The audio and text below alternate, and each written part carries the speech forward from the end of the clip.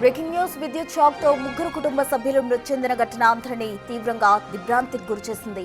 ఈ హృదయ విదారక ఘటన విజయవాడ బెన్ సర్కిల్లో నారా చంద్రబాబు నాయుడు కాలనీలో చోటు చేసుకుంది.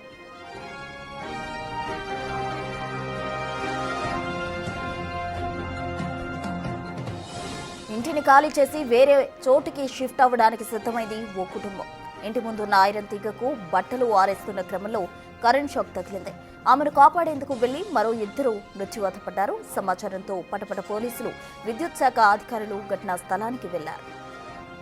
ఈ దురదృష్ట ఘటనపై విజయవాడ ఈస్ట్ ఎమ్మెల్యే గద్దె రామ్మోహన్ రావు తీవ్ర దిగ్భ్రాంతి వ్యక్తం చేశారు. ఇలాంటి ఘటన జరగకుండా బాధాకరమన్నారు.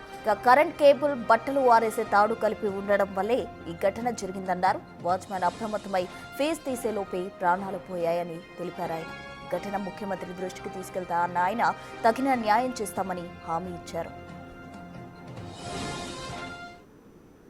వాళ్ళకు కూడా చెప్పి అది నాకున్న సమాచారం ప్రకారం అది వాళ్ళ ఇంట్లో లైను, ఈ బట్టలు ఆరేసుకునే వైరు, అదే కేబుల్ ఎన్ని కలిపి మూట కట్టేయటం వలన వచ్చిన సమస్య అని అనుకుంటా ఉన్నాం. ఏదైనా కూడా అన్నీ అక్కడ వర్క్ జరుగుతూ ఉంది. ఇదే దురదృష్ట సంఘటన. ఇలాంటి సంఘటనలు జరిగినప్పుడు ప్రభుత్వం ఏ విధంగాలో స్పందించి ఆ కుటుంబానికి ఏమైనా అండగా ఉండాల్సిన అవసరం ఉంటే తప్పకుండా ముఖ్యమంత్రి గారి దృష్టి తీసుకెళ్ళి వాళ్ళకి ఆ కుటుంబానికి అండగా ఉండేది మనం చేయగలుగుతాం. ఎందుకంటే ఇలాంటి యాక్సిడెంట్లో చిన్న తెలియని పొరపాటు ఇప్పటి నుంచో ఆరేసుకుంటూ ఉండుంటారు. మరి అది తడి బట్టలు అవటం, అదే సమయంలో ఒక ఆయనేమో బట్టలు ఉతుకుతూ ఉన్నాడు. ఇక్కడ ఆయన తడిగా ఉండటం, ఇవన్నీ కూడా ఎక్కువ కరెంటు ఎత్తయి ఇది సంభవించిందని కూడా డిపార్ట్మెంట్ వారు చెబుతూ ఉన్నారు. ఏదైనా ఒక అన్ని పరిశీలన చేసి వారికి న్యాయం చేయడానికి ప్రయత్నం చేస్తాం. బెన్ సర్కిల్ ఏరియాలో పడమట్లో నారా చంద్రబాబు నాయుడు కాలనీలో నారాయణ కాలేజీకి ఆపోజిట్లో ఉన్న అపార్ట్మెంట్లో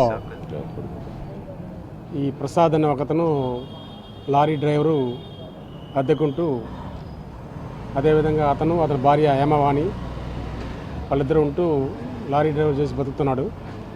ఇతను బేసికల్గా రాజమండ్రి నేటివ్ ప్లేసు.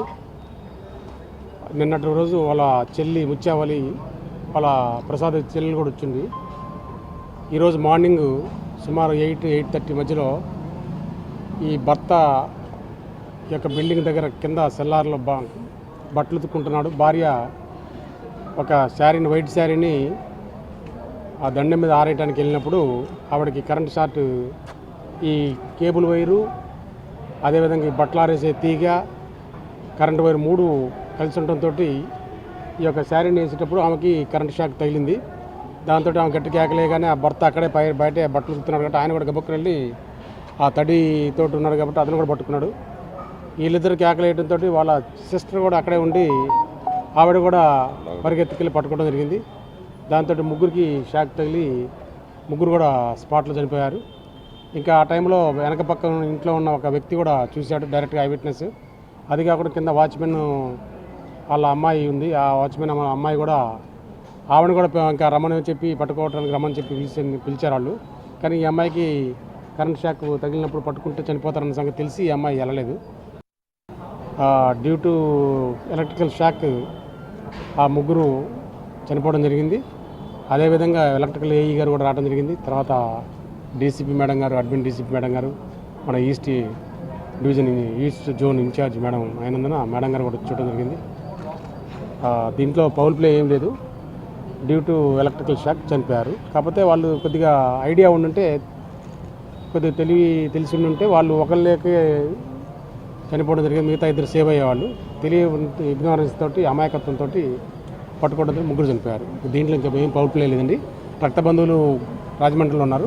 ఆ రక్త బంధువులు రాగానే వాళ్ళ దగ్గర రిపోర్ట్ తీసుకొని ఆ ఐ విట్నెస్ని పెట్టించి ఆ రక్త బంధువులు రాగానే మన శవ పంచాయతీ జరిపించి బాడీని పోస్ట్ మార్టం నిమిత్తం ఎలక్ట్రికల్ షాక్ అవునా కాదని తెలుసుకోవడం కోసం గవర్నమెంట్ హాస్పిటల్ షిఫ్ట్ చేస్తాం.